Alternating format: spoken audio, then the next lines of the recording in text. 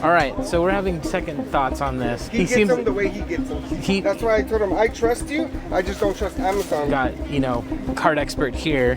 So the question is, do you open it and try and sell them as individual packs, or do you just, I don't know.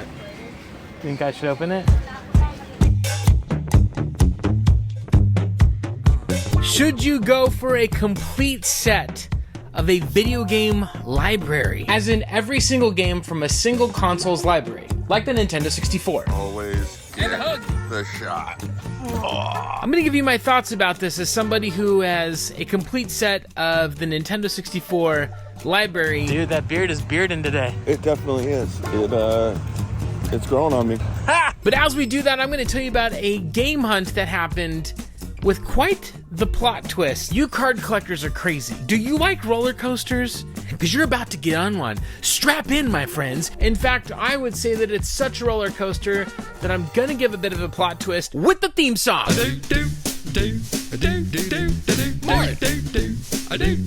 Hey, Mort. Mort.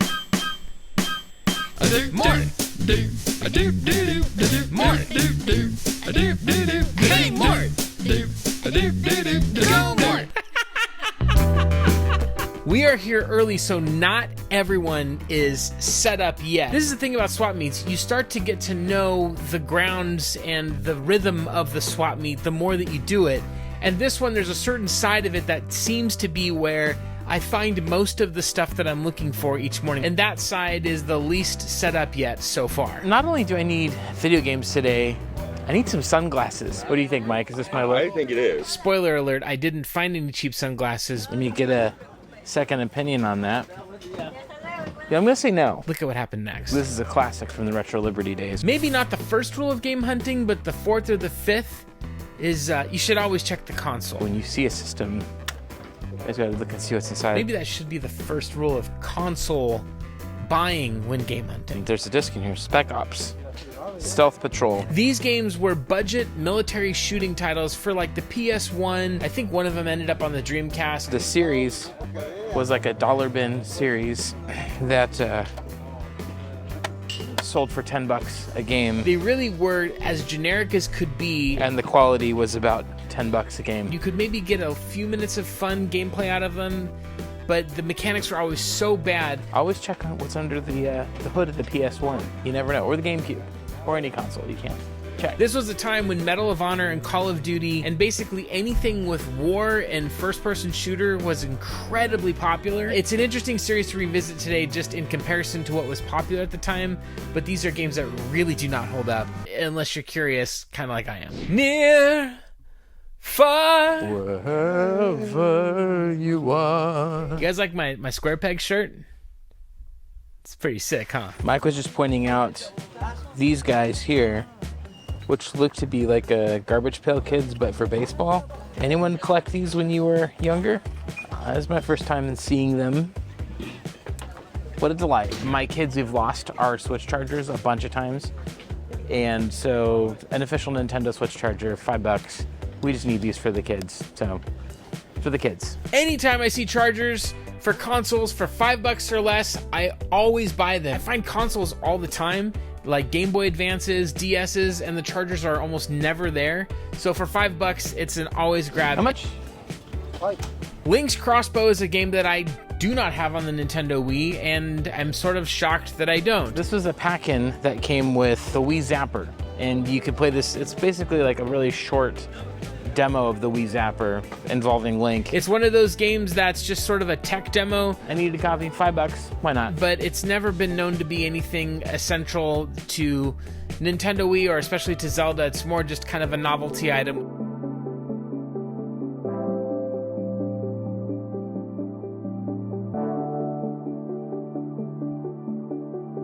All right, a couple of decent finds, but how about that full set collecting? One of the habits that many collectors have is to collect the full set of a given game library.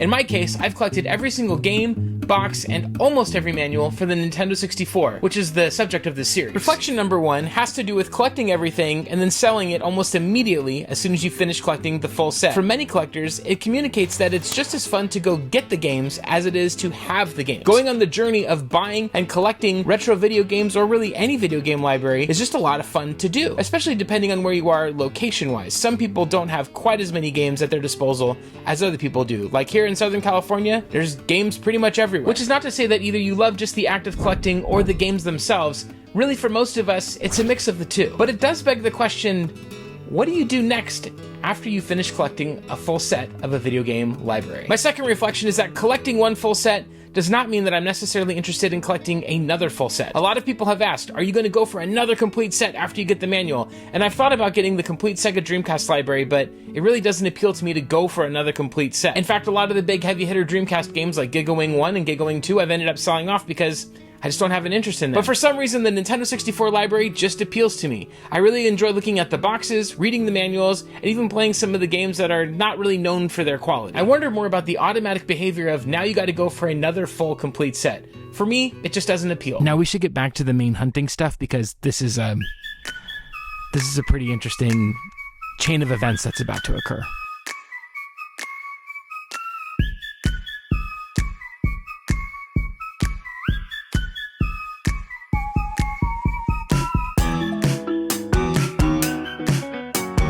Okay, this is a decent lot of Game Gear stuff in general. The Game Gear, though, is a console that today I generally avoid almost every time the screen is bad or the sound is bad. There's so many problems with this console. The modded ones are really cool.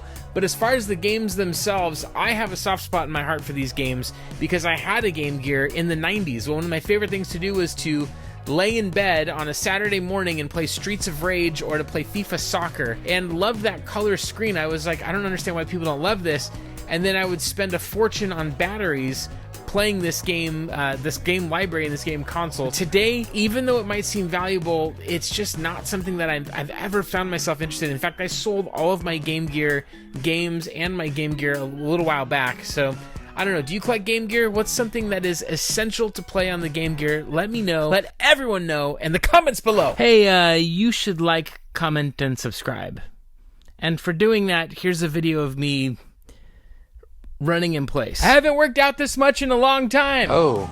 All right, toys are generally of low interest to me, but these Battletoads figures, I could not say no to. Brand new, factory sealed. I've only played a little bit of the Xbox One version of Battletoads. I believe this character is from that version. Can you do a deal if I buy them both?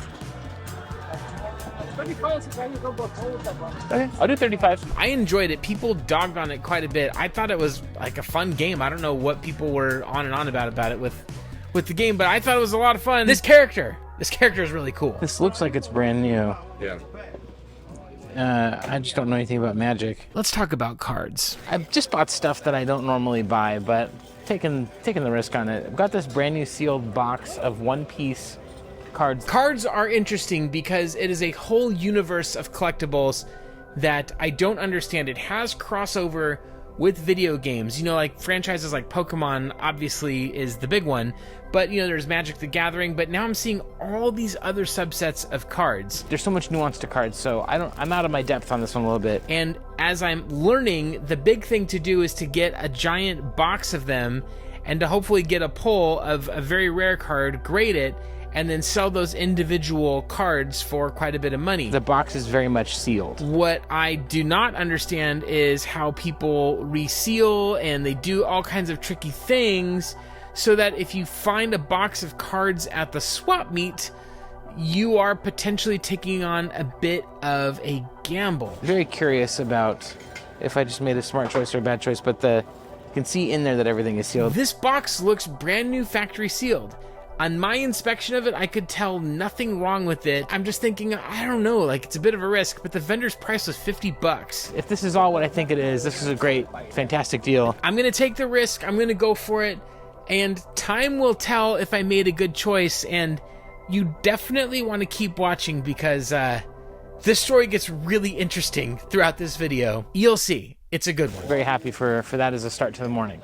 See what else is here. One thing I've learned about cameraman Mike is that if there is a dog somewhere at the swap meet, it will end up in the footage. Thanks, Mike. Well, I just stabbed myself with an arrow. Wow.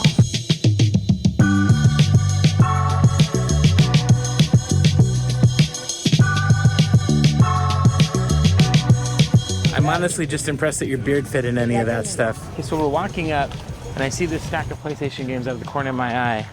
I didn't know that Sniper Elite came out on the PS2, but it did. It's about a $15 game, and Yakuza, the original Yakuza on PS2. Okay, I didn't expect this, to find two really good PS2 games sitting out at the swap meet like this. There's been an HD remaster of the game. Used to be a very expensive game, but the HD remaster brought the price down, but it's still very collectible. Got both of these for $15. This is a no-brainer. Grab Long Beach Opoly for the hometown. Everybody loves Snoop, and so I figured, why not get some Long Beach Monopoly? But also, you're a Long Beach resident. Yes. A lively game celebrating the LBC. The screen's a little bit up on this Game Boy, so I've got to be careful not to drop it or anything. Well, dang it. Oh, we're getting it regardless now. Thank you. So even if this thing is broken, $20, a modder can replace this screen pretty easily, and the buttons feel good. These things are tanks. Also, Pac-Man. Common game. It's not Pokemon. That's all right. It's Pac-Man. So I've had some really solid finds so far this morning, and I noticed a vendor who specializes in selling cards. So I'm going to ask him about these one-piece cards that I got, but before I do, let me give you more couple of thoughts about full set collecting. Number 3, collecting a full set means you will spend money on literal garbage. Many of the games in any particular console library are just bad games or mediocre, which in gameplay terms is probably worse than bad. Mediocre doesn't leave you wanting to go back to just observe its sheer badness, whereas bad games like Superman 64 or Carmageddon 64, you can't help but just marvel at their awfulness. So if you're going for that full Nintendo 3DS set, you're probably going to have to spend a couple grand on Barbie, because it was released in Canada. So you gotta have it. I mean, Clay Fighter Sculptor's cut is not much better in experience. In fact, it's maybe arguably worse, but you're gonna spend money on garbage, is what I'm trying to say. An addendum to this is you're not just gonna spend a lot of money on garbage, you're gonna spend a lot of money on gold. What you're gonna end up buying is a lot of great games, but some that are ridiculously priced given the gameplay experiences that are in there. Take, for example, the game Little Samson on the original Nintendo Entertainment System. That game goes for well over $2,000 depending on the condition, and it's a Nintendo game that you can beat in a short amount of time. People are not buying that game because they want to play Little Samson. They're buying that game because it's a high-valued, rare collectible. And the thing is, every video game library has those games. The ones that are expensive but pure garbage, and the ones that are expensive but awesome. How high a price is too much? That's up to you and your bank account. But the main point is that buying a full set of any video game library means spending a lot of money on something you otherwise wouldn't, except for the rule that you're buying every single game in that library. If you did not have this challenge or task overhead, you wouldn't be doing this. Point number 4 about collecting for a full set is that it's just a lot of fun. And I don't just mean the journey itself. It's a lot of fun to learn about the different particulars of the console library you're collecting for. I also enjoy the little nuancy things about it as a collector, like which cartridges were released in original gray, which ones were released in black or blue, and which ones have one of each. I'm a fountain of useless trivia. I've also enjoyed looking at the box differences or other random little things, like which ones were bestsellers and which ones were regular. There's something about that just brings me a certain amount of enjoyment that I really have had a lot of fun doing, because I've collected for a full set. I'm having a lot of fun. Alright, so this card reseller is pretty optimistic. That makes me feel pretty good. Yeah, let's keep going.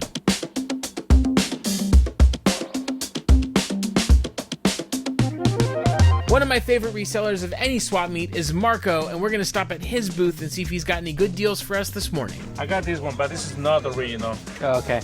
Yeah. All right, we're walking out. We just grabbed a bunch of stuff from Marco. Let's show him what you got here, Mike. Demon Slayer. Demon Slayer. Something Chronicles. Yeah. My daughter loves this anime. It's the first anime that she really got into. And so, yeah, we'll see if she likes seeing it. You guys know about anything about this fighting game? If it's any good or if it's any fun, let us know in the comments below. And I scored the Genesis games. Very excited about those. Marco always hooking us up with the deals. Thank you so much, sir.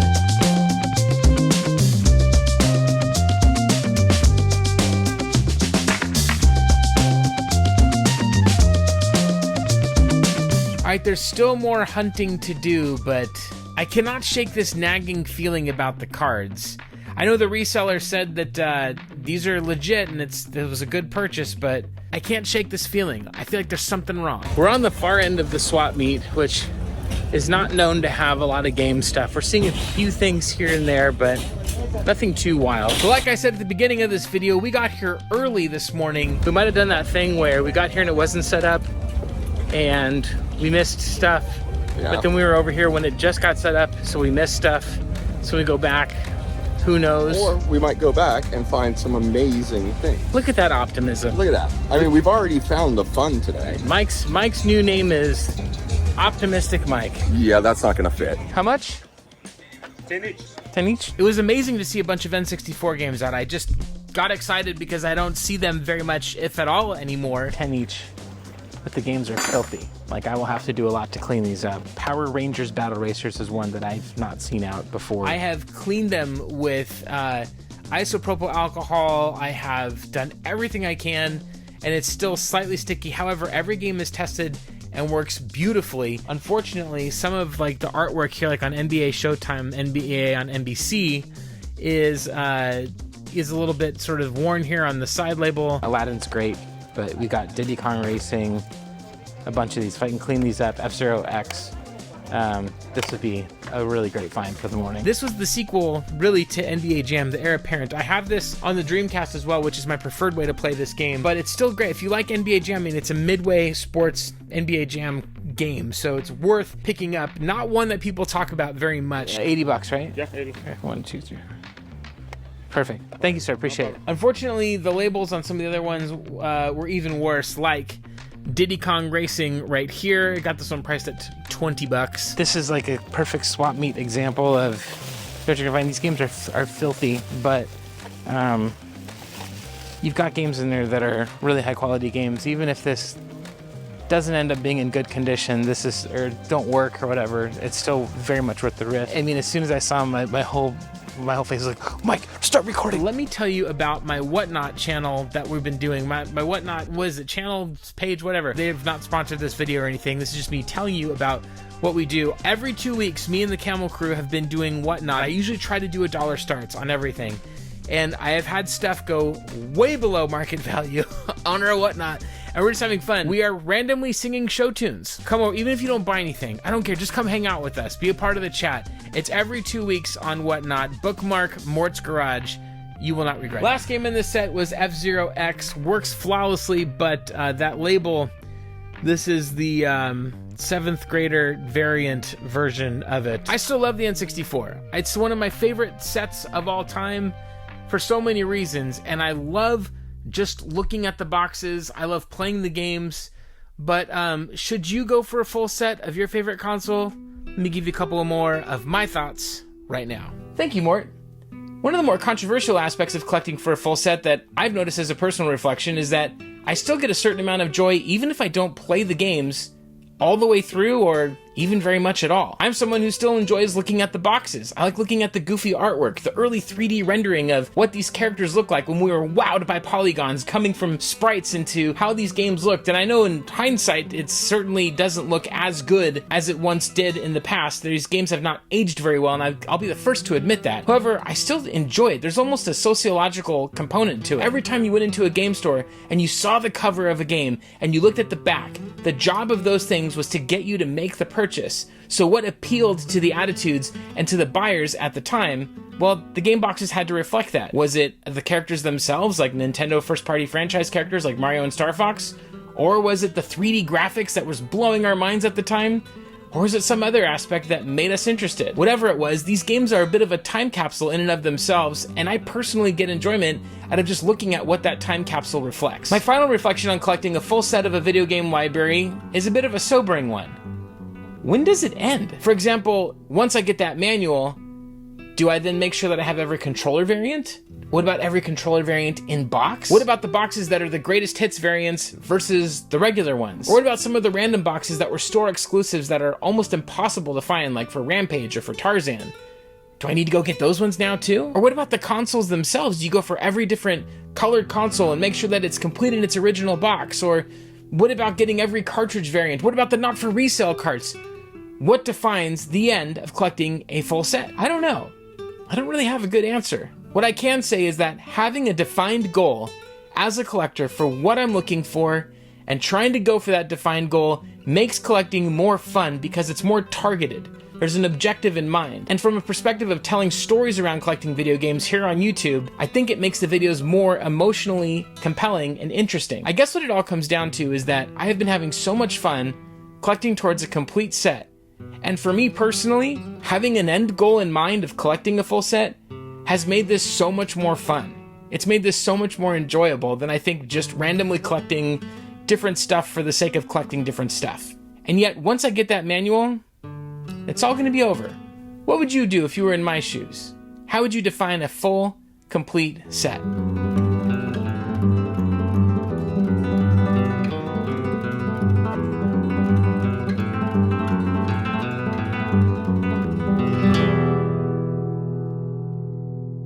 I am just not convinced about these cards, and so we're here at Junior's booth, and it happens to be that there's another card expert.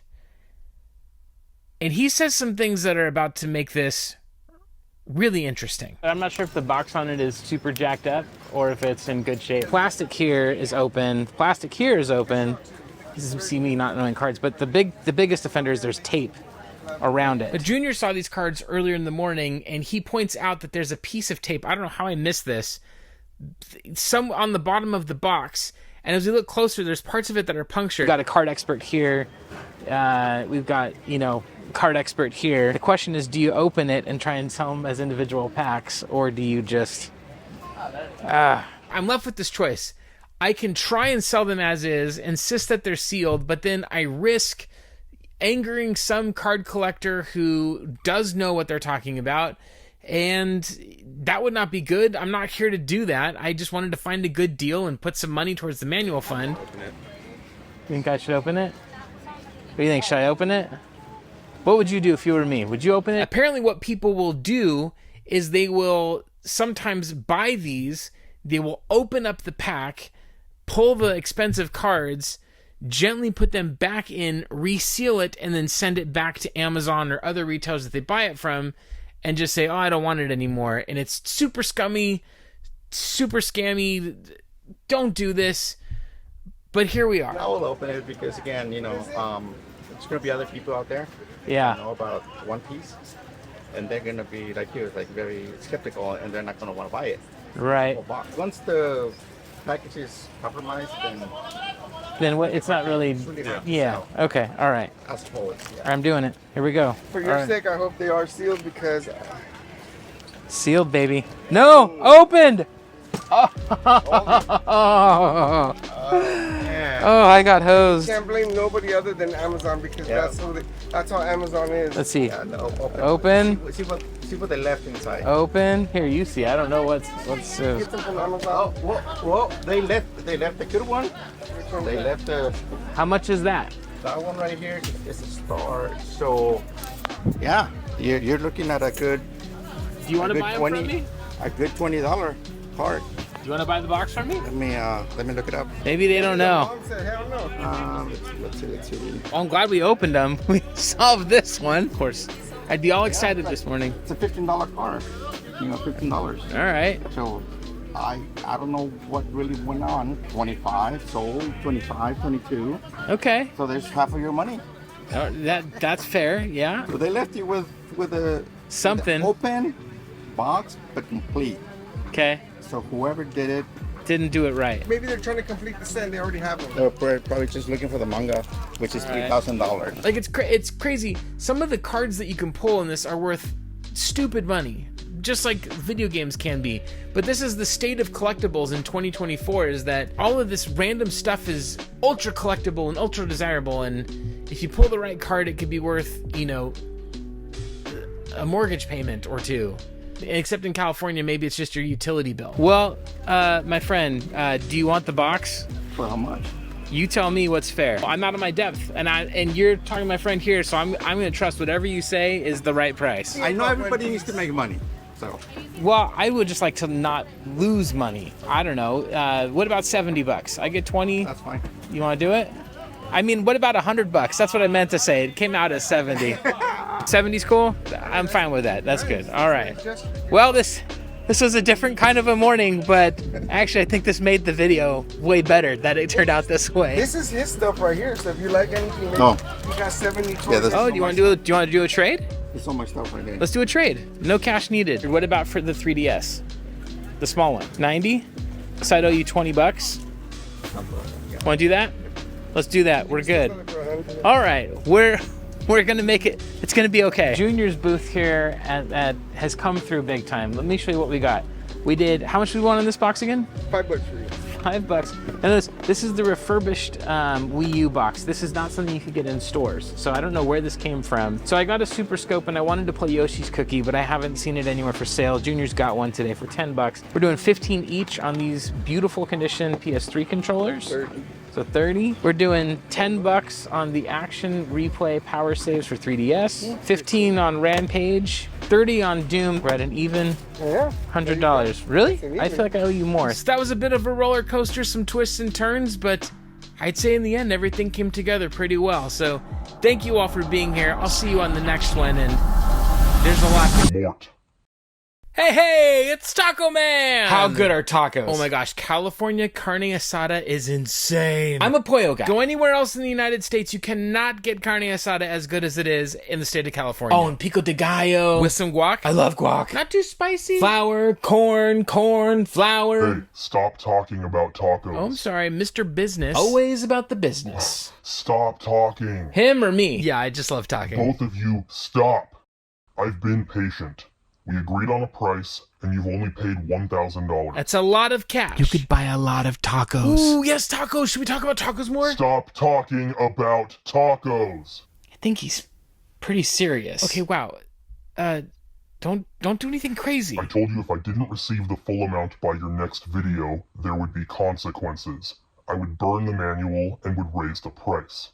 I've given you several videos and you still haven't paid. Yes, but I have a very good reason. An excellent reason. Well, first of all, there was that birthday for my kids. I needed more cardigans. My house fell over. I had to put it back up again. I love eating donuts. Pedicures and manicures. I had to scrub the toilet again. Of course, I invested in crypto thanks to Retro Rick. I'm really into racing cars now. I decided to paint my house 3 different colors. I ended up going with the first one. Now that I'm in my mid-40s, I've really taken to hip-hop dancing at the senior center. The second one looked really good. I might do the second one. Actually, the third one's probably the better one. Wait. I don't think you're taking me seriously. Wait, bro. No. What are you doing? Dude. No. No, stop. No, please. Please stop. Please.